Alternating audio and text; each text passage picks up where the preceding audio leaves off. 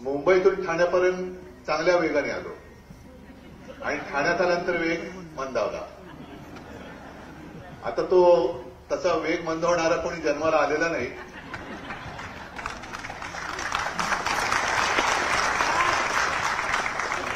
पण ठाण्याच्या ट्रॅफिकने वेग मंदावला. आणि मग मी आताही चित्रफित आपण पाहिली, तेच माझ्या मनात आलं की ते जे काही ठाणं होतं, ती जी काय आपली शिवसैनिकांची पिढी होती, म्हणजे आजही त्यातले शिवसैनिक आहेत, राजन आहेत, सगळेच आहेत. पण तेव्हाचं ठाणं हे ठाणेकरांना आनंद देणारं होतं. आणि आत्ताचं ठाणं हे मला असं वाटतं कॉन्ट्रॅक्टरचं ठाणं झालेलं आहे. सगळं इथून तिकडे तिकडून तिकडे सगळं लुटून फस्त करून टाकलेलं आहे ठाणं. आणि त्या भ्रष्टाचाराविरुद्ध आता येत्या सोमवारी मोर्चा आहे. आवाज उठवायचा नाही तर काय करायचं. आज अनंत तरे यांची आठवण, मला आता वहिनी म्हणाला ते असते तर किती आनंद झाला असता त्यांना. म्हटलं ते असते तर आपल्याला किती आनंद झाला असता. आणि काही वेळेला असं असतं किंवा होतं, सगळ्यांच्या आयुष्यात होतं की काही जण प्रामाणिकपणाने निष्ठेने सांगत असतात आणि अशी भोवताली गर्दी असते की आपल्याला कळते की हा माणूस खरा आहे. पण निष्ठेची मुखवटी लावलेली माणसं आपल्या आजूबाजूला एवढा वेळा घालून बसतात की नाही म्हटलं तरी थोडंसं नकळत दुर्लक्ष होतं. आणि आता मला एक नाही म्हटलं तरी पश्चाताप होतोय की तेव्हा जर का अनंत तर यांचं ऐकलं असतं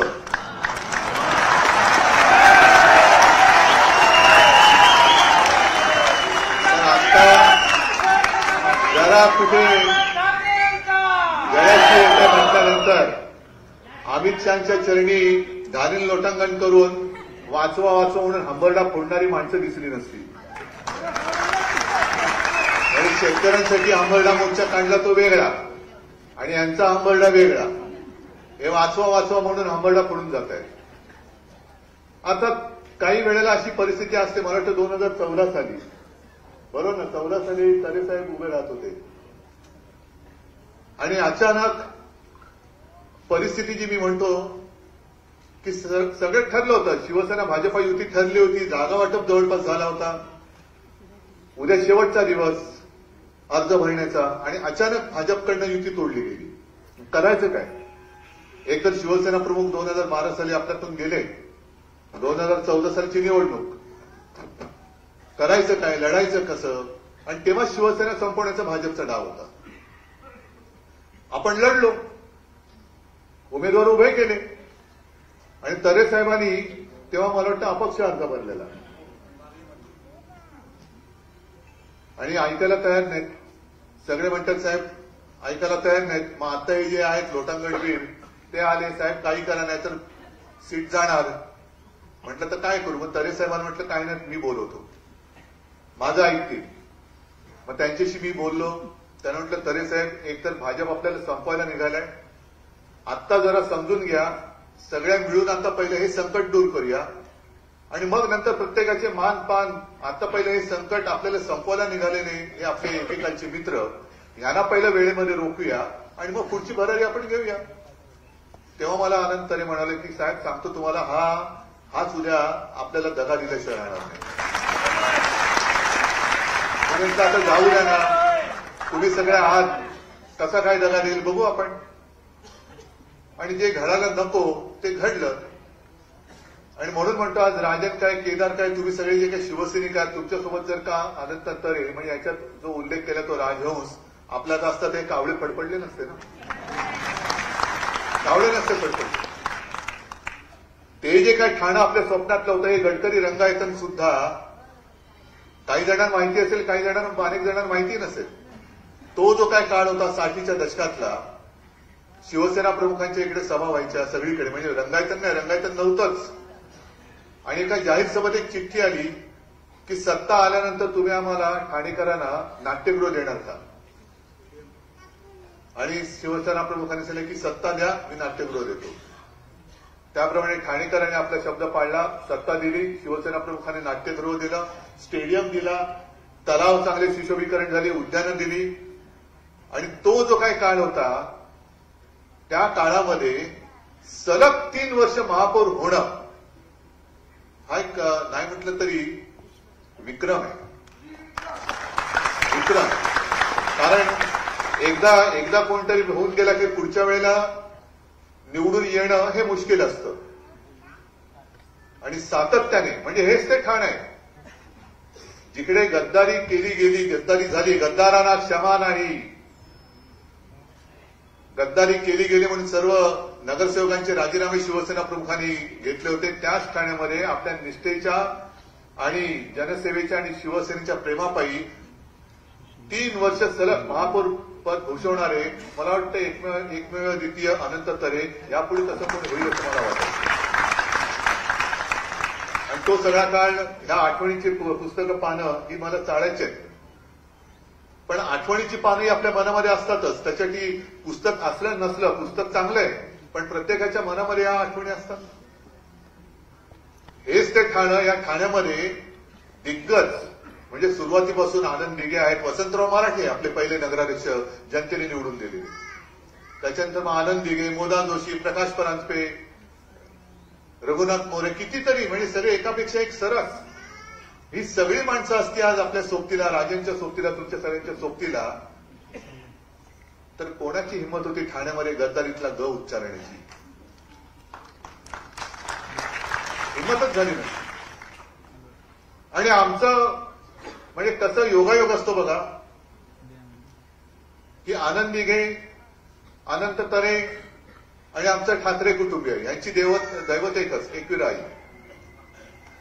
आम्ही एका आईची लेकरं म्हणतो ती अशी. आणि त्याच्यानंतर जेव्हा तरे साहेब तिथे ट्रस्टी झाले, मला वाटतं अध्यक्ष, कधीही दर्शनाला जायचं, आदल्या दिवशी जरी फोन केला तरी आमच्या आधी गडावर जाऊन पोचलेला असायचा माणूस. नाही उद्धवजी येत आहेत, नाही अमुक येत आहेत, ठाकरे म्हणजे आमच्या कुटुंबातलं कोणी तिथे जाणार असलं आमच्या आधी, बरं नुसतं आधी जाऊन नाही, आधी जाऊन वर, म्हणजे आता ते मला वाटतं अर्ध्या याच्यापर्यंत गाडी जाते, पण तेव्हा तसं नव्हतं. गट सोडून वरती जायचे, सगळी सोय करायची, पुन्हा स्वागताला खाली येऊन उभे. अहो म्हटलं तुम्ही असं काय करणार? नाही नाही तुम्ही येणार, मग असं कसं चालेल?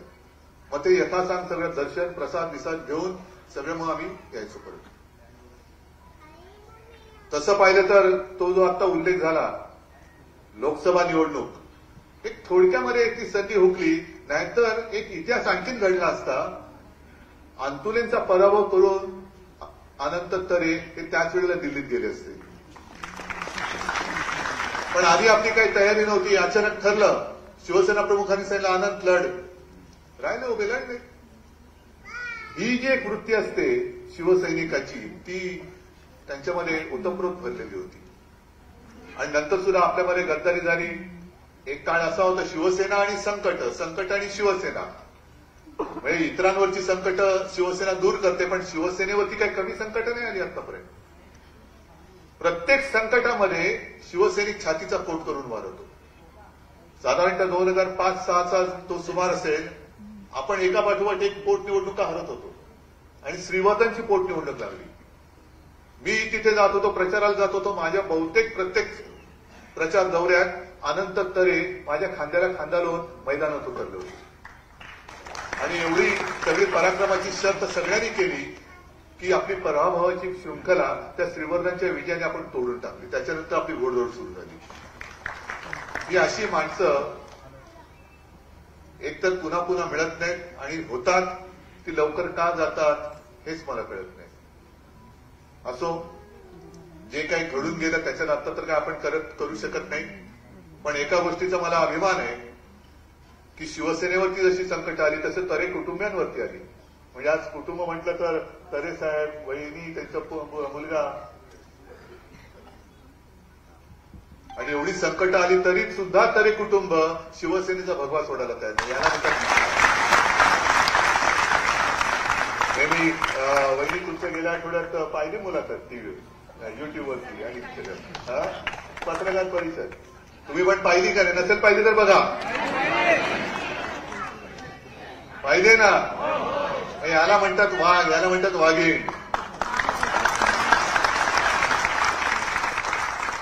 घाबरायचं नाही, आहे ना आई एकविरा आपल्या पाठीशी आहे. बघू ना कोण येतं मध्ये आपल्या आडवं, कोण आडवायचं तेच बघू. आडवं येणाऱ्याला आडवं करून पुढे जातो तो शिवसैनिक. आणि तीच वेळ आहे कदाचित आई एकविरा आपली परीक्षा बघत असेल की तुमची सगळी आयुधं काढलेत, आता कशी लढता बोला. बस तुझ्या आशीर्वादाचं आयुध आमच्याकडे पुरेसे आहे. त्या आशीर्वादाच्या आयुधावरती आम्ही पराक्रमाची शर्त करून, आता दिवाळी येते, महिषासूर मारल्याशिवाय राहत नाही हे आपण आपल्याला दाखवून देऊ.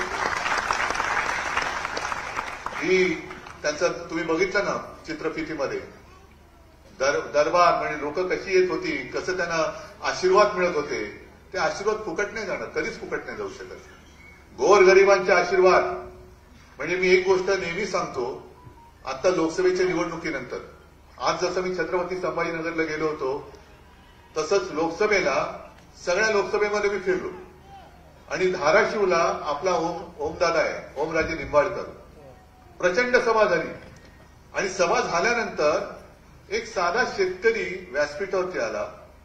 शेतकरी म्हटल्यानंतर काय बिचाराचं मळके कपडे, धोतर बितर सुद्धा काय कसं, आणि मला म्हणाला साहेब मला ओमदादाला निवडणुकीसाठी मदत करायची. म्हटलं मदत, मी म्हटलं काय नाही, मला त्याला मदत करायची. बघितलं एक छोटीशी अशी एक पुरचुंडी म्हणा काहीतरी हातामध्ये होती. आता तुम्ही विचार करा, ते शेतकरी एकतर दुःखात, आता तर त्यांचं आयुष्यच उद्ध्वस्त झाले. शेतकरी कधी तसा आनंदात असू शकत नाही, कारण पीक आलं तरी हमीभाव नसतो, पीक गेलं तर सगळंच गेलं. आणि तशाही परिस्थितीमध्ये तो शेतकरी हा माझा ओमदादा निवडून आला पाहिजे म्हणून माझ्याकडनं फुलाची पाकळी द्यायला आला होता. केवढे मोठे आशीर्वाद होते. आणि त्या शेतकऱ्याचा 1 रुपया या गद्दारांच्या 1000 कोटी बरोबर होते. आणि ही आपल्या आयुष्याची कमाई आहे. ज्या मार्गावरनं आपण चाललेलो आहोत हे ठीक आहे, त्यांना सगळी आमिष दाखवली जात आहेत, पदं दिली जात आहेत, पण त्यांना कल्पना नाही त्यांचा ज्या वेळेला आता तर वापर संपलाच आहे, पण ज्या वेळेला त्यांचा वापर संपेल तेव्हा कचरा कुंडीत त्यांना फेकून दिलं जाईल. आणि मग कपाळावरती हात पडवत ह्याच ठाण्यामध्ये फिरतात तुम्हाला दिसतील. काय करतायत, कोणाच्या मुळावरती येत आहेत? ज्यांनी तुम्हाला राजकारणामध्ये जन्म दिला, ज्यांनी तुम्हाला लोकांमध्ये ओळख दिली, त्या शिवसेना या आईचा घात करता तुम्ही. आणि जो आईचा घात करतो तो काही लोकांना न्याय देऊ शकतो? आणि आता तुम्ही यांच्या पायावरती लोटांगण घालताय, त्याच्या मनात हेच असेल, अरे याला जरा कुठे मधाचं बोट चाटवलं तर यांनी आईचा घात केला, हा उद्या उठून माझा घात करणारे निश्चित आहे, मग कशाला याला पोसायचं? हे पाप ते जे करतायत ते त्यांना आत्ता नाही कळणार. घात केल्यानंतर तो घात आम्ही होऊ देणार नाही, अजिबात होऊ देणार नाही.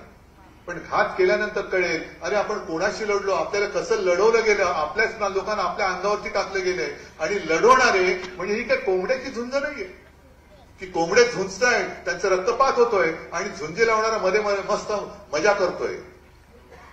ही परिस्थिती आज आपल्या राज्याची आणि आपल्या देशाची आहे. आणि मग अशा परिस्थितीमध्ये ही अनंत तरे साहेबांसारखी माणसं ही आवश्यक वाटतात. आज नुसत्या त्यांच्या आठवणीची पानं, अरे वा छान पुस्तक काढलं त्याच्याबद्दल तुमचं कौतुक आहेच. पण मी सगळ्यांना सांगतोय की हे पुस्तक वाचा, जरूर बघा, पण वा छान काय माणूस होता नाही, तो त्यातला छानपणा आपल्यामध्ये काहीतरी येऊ द्या, थोडा तरी येऊ द्या. जसं आज असं आता तुम्ही सांगितलं ना की हा दुसरा सुयसहायक, एक यशवंतरावांचा आणि दुसरा हा. आपली कोणाची कोण पुस्तकं काढेल तसं माझं म्हणणं नाहीये, पण आपण असं काहीतरी करू शकलोय का की आपल्यानंतर सुद्धा लोक आपली आठवण काढतील चांगल्या यांनी. हे जरी काहीतरी आपण घेतलं या पुस्तकातून, तरी मी म्हणेन या पुस्तकाचं आणि अनंत यांच्या आयुष्याचं सार्थक झालं. असो, आज तुम्ही सगळे इकडे जण आलात, आठवणी तर खूप आहेत, त्या सांगायला लागलं तर आणखीन पुस्तकाची पानं वाटतील.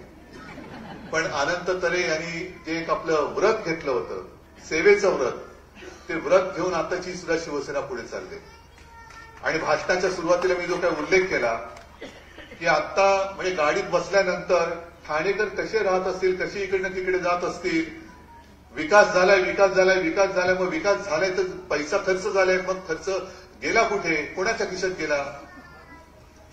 ट्रॅफिक जाम एवढा होतो, एवढा ट्रॅफिक जाम मी यापूर्वी कधी ठाण्यात पाहिला नव्हता.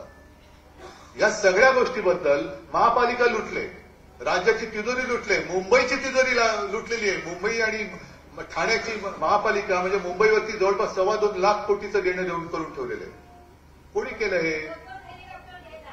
आहे शेतात जायला हेलिकॉप्टर. काय शेतकरी, पंचतारांकित शेती, हेलिकॉप्टरनी शेतात जातो. मग इकडे जरा काही मनासारखं नाही झालं तर तिकडे जाऊन हेलिकॉप्टरने जातो, पण भाजी कापतो का रेडा कापतो माहिती नाही. तर या भ्रष्टाचाराविरुद्ध येत्या सोमवारी आपण मोर्चा काढतोय आणि या मोर्चामध्ये मला अभिमान आहे की आपल्यासोबत इतर पक्ष सुद्धा आहे आणि विशेषतः मनसे सुद्धा आहे. कारण शेवटी आपल्या मुलावरती कोण येत असेल, आपण भांडत राहायचं, मग शत्रू हवेत कशाला? आपणच जर का आपले शत्रू होणार असू तर शत्रू आपल्याला बाहेरचे कशाला पाहिजे? घरातले शत्रू आहेत ना. त्याच्यामुळे आता हे घरातलं शत्रुत्व सगळं बंद करा आणि आपल्या मुळावरती जो आलेला आहे त्याला पहिला उकडून फेकून द्या. आणि तसं केलं तर मग मी आज सांगतो, जसं शिवसेना प्रमुख म्हणाले होते ना, त्या शत्रूला जेव्हा उकडून फेकलं जाईल ना, तेव्हा मी स्वतः सगळ्यांच्या सोबत एकदा आईच्या दर्शनाला येईल.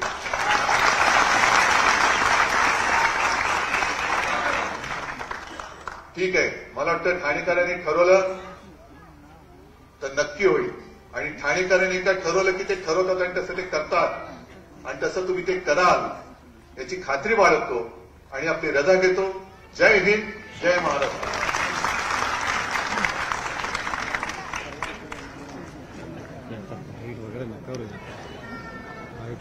नाही थांबणार नाही, जाणार ते बाहेर सकाळपासून कंटाळले.